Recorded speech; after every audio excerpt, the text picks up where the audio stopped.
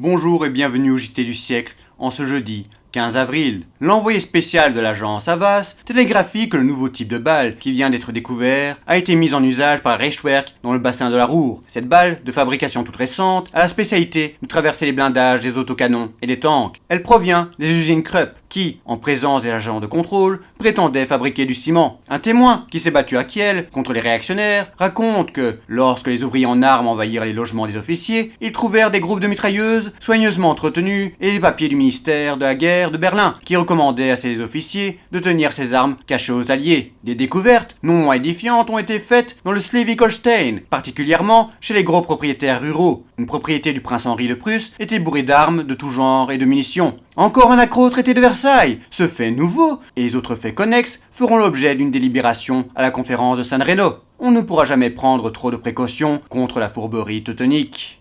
Suivant le programme arrêté, c'est M. Nitti qui présidera la conférence de San Reno. La conférence s'occupera en premier lieu des événements d'Allemagne et de l'occupation de Francfort, puis elle abordera la question de l'Adriatique. On déclare dans les milieux politiques italiens que sur ce point, elle n'aura qu'à ratifier le compromis qui est intervenu entre les gouvernements italiens et yougoslaves.